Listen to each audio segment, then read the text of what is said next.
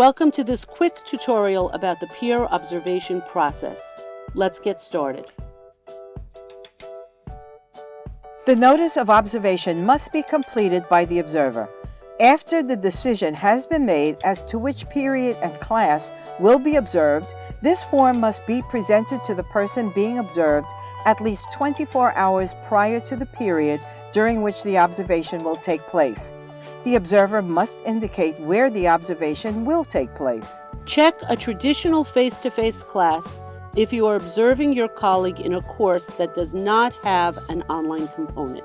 You will conduct the observation in a physical classroom. Check an asynchronous class if you are observing a course that never meets in person and only takes place online. Please note that the observation should be as close as possible in scope to a typical 75-minute class period. The person being observed must add the observer to the Blackboard course with the student role. The observer should never be added as instructor. The observation should be focused on one learning unit as specified by the observee. Before we talk about the last two choices, it is important to know a couple of things about conducting an observation in a hybrid course. First, you have two options. The observation can be conducted in the face-to-face class section, or the observation can be conducted in the online component. It cannot be conducted in both. An important reminder, only a person knowledgeable about and experienced in teaching online should conduct an observation in an online class. The observee must sign and initial this page and return it to the observer. The pre-observation information is based on researched best practices that support creating a collegial atmosphere for promoting professional growth. This is optional. If used, this page should be completed by the person being observed. If this takes place conversationally, this is what it might sound like. Hi, Professor F. I'm coming to your business communications class in 2 days. Do you know what the topic will be? Hi, Professor D. I will be covering how to write a thank you letter after a job interview.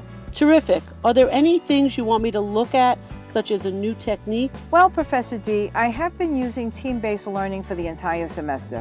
I really would like your input as to the students' reaction to working with the same team members, their level of involvement, and what you see they have learned in terms of content, as well as in working in teams. Terrific, thanks. The person being observed must initial the bottom of this page, even if it is blank. The faculty observation form is completed by the observer and initialed by the person being observed. It begins with an overall summary written by the observer, which can include examples of content and teaching strategies witnessed during the designated period.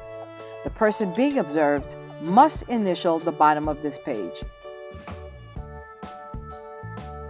The next 3 pages contain checklists that offer a guide on what to pay attention to during the observation, and that can be used to take notes if desired during the observation. The observer can write in the comment sections at the bottom of this page, or even use another tool to keep track of things that might be useful for writing the post-observation conference memorandum. The prompts that are alternately highlighted in blue and white are applicable to observations that take place in physical classrooms and online. The prompts that are alternately green and white are applicable to observations that take place online. If the observation is done in an in-person class, these prompts do not need to be used. Under lesson organization and presentation, the prompts address the actual lesson, the objectives, materials, strategies, and logic. The person being observed must initial the bottom of this page, even if it is blank. Under knowledge of subject matter, the prompts address content, including the accuracy of the material, the type and appropriateness of vocabulary, and the use of technical and other resources. As in all pages, the person being observed must initial the bottom of this page, even if it is blank. Under interaction with students, the prompts address the instructor's interactions with the class and preparedness for the lesson. Do not forget that the person being observed must initial the bottom of this page, even if it is blank. The observer must complete the faculty observation form and may use notes from the checklist, the comments sections, or other references to the class period to describe the overall impression of the lesson they observed and to give reasons, examples, or remarks to support that impression. Recommendations should be made for growth. One example is to offer suggestions for additional resources or strategies that are applicable to the lesson observed. Remember, peer observation is an opportunity for reciprocal faculty development. Sharing alternatives can enhance what both colleagues bring to the classroom. It is strongly suggested that keep up the good work and no comment be avoided. The person being observed must initial the bottom of this page, even if it is blank. The last page of the faculty observation form must be completed in its entirety and signed by the observer.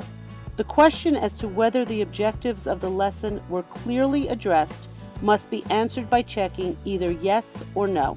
The observer must assess the overall instructor performance during the lesson by either checking the box for satisfactory or the box for unsatisfactory. The person being observed must initial the bottom of this page. We hope that you find this quick tutorial useful, and we recommend that you visit the OAA Faculty Handbook and Center for Teaching and Learning websites to access this form.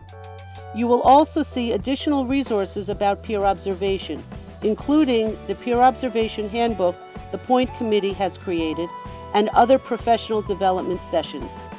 And remember, peer observation is an opportunity for continuous improvement that leads to enhanced student success.